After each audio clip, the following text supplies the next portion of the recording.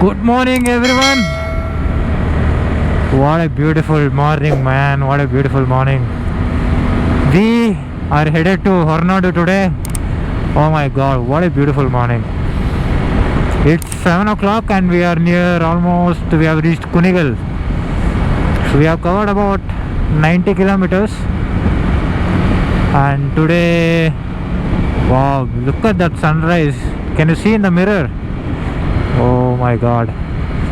So today in the gang we have 3 riders, including me, my CBR 250R, a CB 300R, the 2024 version, and a 2023 version Royal Enfield Bullet 350. So we 3 are the gang today. This is going to be a 5-day, 4-day trip, you can say.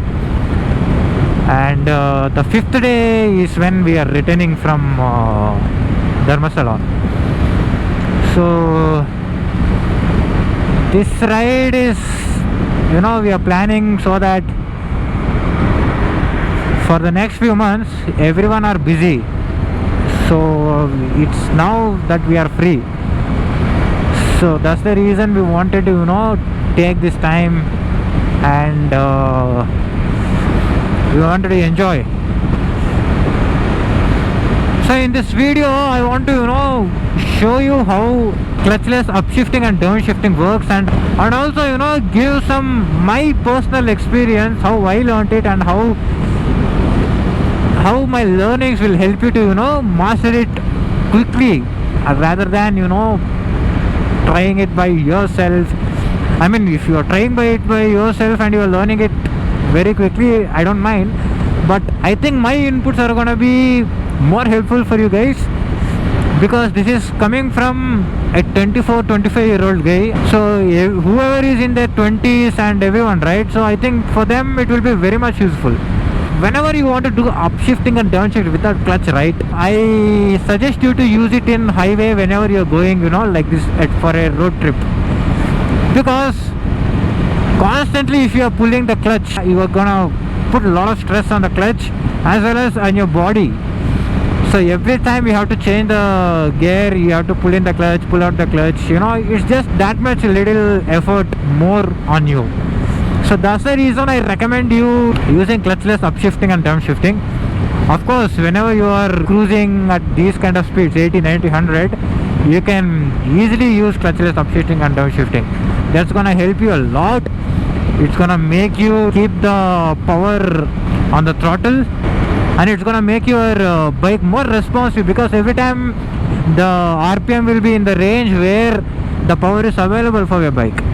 So the first thing I will demonstrate is the downshifting. Let's start with the downshifting. So for downshifting, you have to keep in mind 2 main things. That is the blipping of the throttle, and at the same time you have to shift down as well. So these must go almost simultaneously. If you ask me what should go a tiny that millisecond faster, it's your downshift. Once you know you are going to press, then after that within 0.1 second you have to twist your throttle as well, blip the throttle. So that's how you are gonna achieve that downshifting. For example, see, I am cruising at 85-86 kilometers per hour, around 5000 RPM. This is the 6th gear. So if I want to downshift now, I'm going to leave the throttle. See, now around 5000 RPM, it is around 80 kilometers, 85 kilometers in 5000 RPM. So at this RPM, if I want to downshift, so first thing what you have to do is downshift, then blip the throttle. See, that's the 5th, that's the 4th, and while upshifting you have to leave the throttle. So for example, see, now I upshifted. So this process, practice a lot, then only it make it perfect. So while downshifting, what you want to do is first downshift and blip the throttle. Keep one thing in mind, this is gonna help you a lot. So for example, now I am In the 6th gear, 5000 rpm, 80 kilometers. So from 6th gear, if you are coming to 5th gear, if you want to downshift without using the clutch into 5th gear, you have to know what's rpm and what the 80 kilometer speed is going to do in the 5th gear. For example, now 6th at 5000 rpm I am doing 85, but in the 5th I am gonna do the same speed maybe at 6000 rpm. So this is gonna give you a clue at how much throttle you have to give. If you are gonna increase the rpm from 5000 to 6000 rpm, you have to blip the throttle by 50 to 60%. That's gonna be the average, you can say. See, now around 50 to 60%. You have to blip the throttle. You have to twist the throttle by 50 to 60%. So depending on the RPM range, you have to blip the throttle. If you blip the throttle too little, you will feel the jerk. And if you blip more, it will throw you at the front. It's like creating more power at the same range, same rev range. That's not gonna help you. Both the things, even if you give the throttle less than required or more than required, you are gonna feel the jerk. Sometimes the rear wheel will lock up if the RPM is not high enough. So please try this carefully. Downshifting is a tad bit riskier than upshifting. So this is gonna be my inputs for the downshifting. Start from 40 to 50. Then go to 60 to 70, then go to 80 to 90. Progress yourself. So this is gonna be the clutchless downshifting. Now while coming to clutchless upshifting, this is a little bit complicated because this involves a lot of things. Upshifting requires you to skip a spark.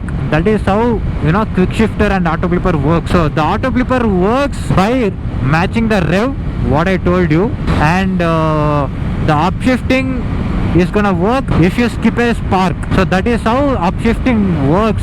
Bikes which are equipped with quick shifter and auto blipper. So upshifting, while doing, you have to skip a spark, I told you, right? So how exactly you do that?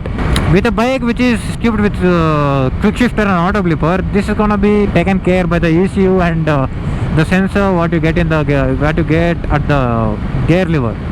But doing it manually is the real fun, according to me at least. While doing the upshift without using the clutch, two things again is main. You have to leave the throttle and you have to upshift. This has to be very quick and try to maintain a RPM which is above 4.5 to 5000 RPM. My recommendation is this: keep the RPM more than 4.5 to 5000 RPM. Why? Because if you are going in the bottom rev range, so if the piston moves from TDC to BDC around 3000 RPM, take it as example at 3 times it is moving up and down, and you have to skip one in that. This will create a little bit of knocking. So you don't want to use clutchless upshifting in the bottom half of the rev range. Try to do it in the upper half of the rev range. So now I am 5500 to 6000 RPM, right? So at 6000 RPM, the piston maybe is moving, for example, 6 times up and down. So 6 times piston is moving from TDC to BDC. To skip one spark or one cycle, it's not going to create much effect. You're not going to feel that power loss or knocking or anything. This is what is the main thing about clutchless upshifting. You have to be slightly above the rev range, half of the rev range. Then only it will be smooth as possible. And even I recommend you to do in the same way, because if you do it in the bottom half of the rev range, like I told you, it is going to create a lot of jerk. Your gearbox will be very, very unhappy. Sometimes you may burst your gearbox as well. Try from 5000 to 6000 RPM or above that. That will be useful. Now I'm going to demonstrate it to you. See.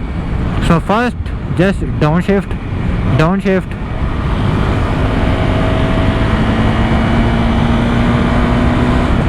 See,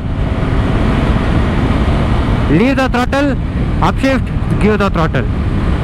That is how it should work. The timing is the real key here. I want you to do this without even single thought coming into your mind. There shouldn't be a thought. It should be very, very natural. Just like how you give throttle, right? or how you change your gears. So it should be like that. It shouldn't be a thought, yeah, I have to leave the throttle upshift and again give the throttle. No, it shouldn't be like that. It should be very natural. That will come after few months of practice. Learning stage, you are definitely going to struggle a little bit, but it's fine.